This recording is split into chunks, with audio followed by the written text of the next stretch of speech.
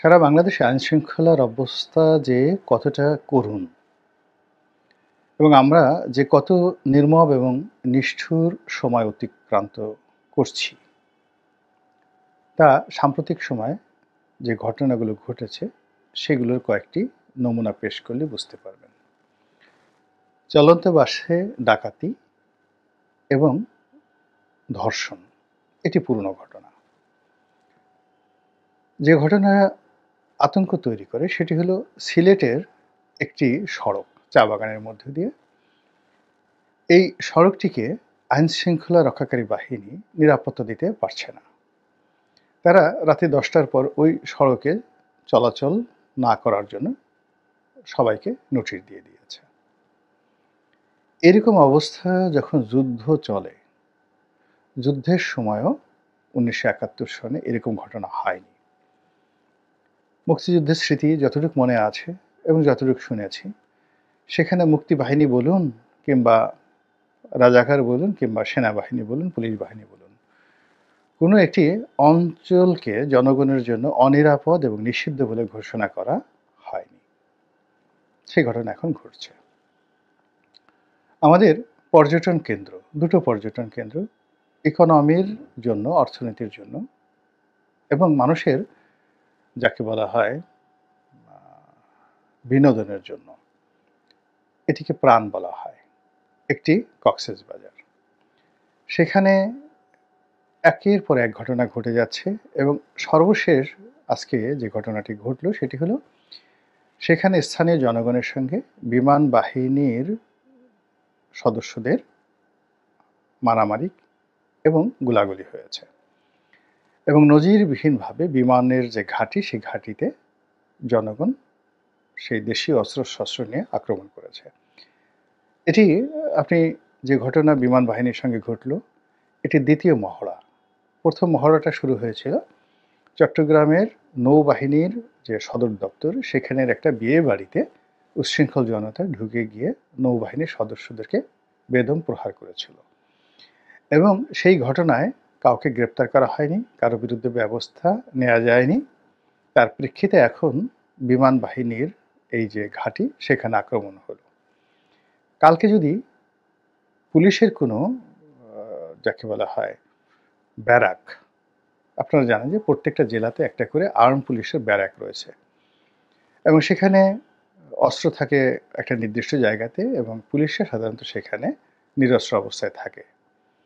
তো সেখানে যদি কেউ আক্রমণ করে, এমনকি ছোট ছোট সেনা ঘাঁটি রয়েছে বাংলাদেশের অনেক জায়গাতে, ক্যান্টনমেন্টের কথা বাদ দেন, বিশেষ করে পার্বত্য অঞ্চলে অনেক সেনা ঘাঁটি রয়েছে এবং অনেকগুলো বর্ডার যে সিকিউরিটি আমাদের যে বিএসএফ মানে বিজিবি রয়েছে, তো বর্ডার গার্ড অফ বাংলাদেশ, তো তাদেরও অনেকগুলো ঘাঁটি রয়েছে বিভিন্ন সীমান্ত এলাকাতে এবং ওই সকল এলাকাতে এখন চোরাচালানির যে দৌরাত্ম্য, যেভাবে নির্বিবাদে চোরাচালানি হচ্ছে, এটি গত ২-২০ বছরে কখনো এইভাবে হয়নি।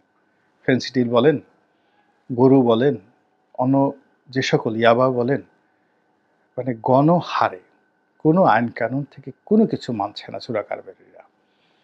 এবং এই অর্থ যে কিভাবে টাউট বাটপারদের হাতে চলে আসছে, সিন্ডিকেটের হাতে চলে আসছে এবং এখন যাদের হাতে ক্ষমতার চাবিকাঠি, তাদের কাছে এই অর্থের একটা ভাগ যে কিভাবে চলে গেছে।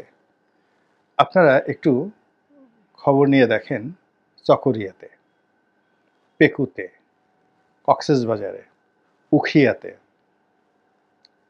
এই সমস্ত এলাকাতে খোঁজ নিয়ে দেখেন যে কি হচ্ছে সেখানে। খোঁজ নিয়ে দেখেন তো চাঁপাইনবাবগঞ্জে, বৌমারীর সীমান্তে, সিলেটে গিয়ে দেখেন যশোরে কি হচ্ছে।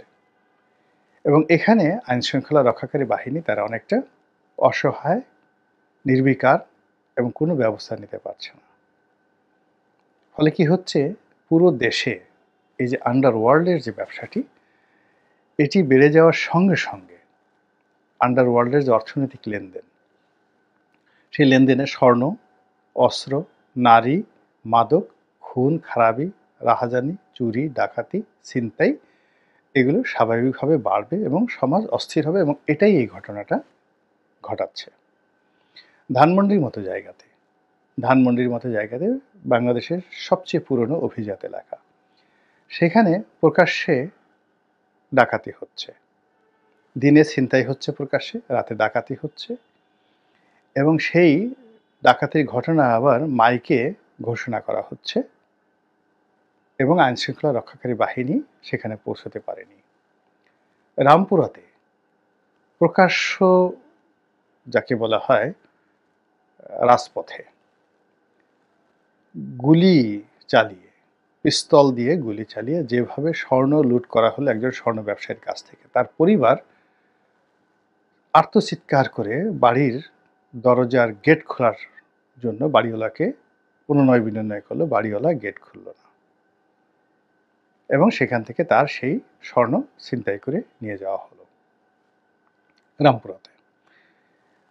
এরকম ধর্ষণের কথা যদি ধরেন, একদিনে শত শত ধর্ষণের ঘটনা ঘটছে। আমাদের আরেকটি পর্যটন যে স্পট রয়েছে, সেই পর্যটন স্পট হলো সাজেক। পুরোটা সেনাবাহিনীর নিয়ন্ত্রণে এবং সেখানে ভয়ঙ্কর রকম আগুন কে বা কারা লাগিয়ে দিল। অনেকগুলো রিসোর্ট সেখানে পুড়ে গেল। সিলেটের যে অবস্থা, সেই অবস্থায় সিলেটের যে পর্যটন শিল্প, পুরো পর্যটন শিল্পটা মুখ থুবড়ে পড়ে গেছে।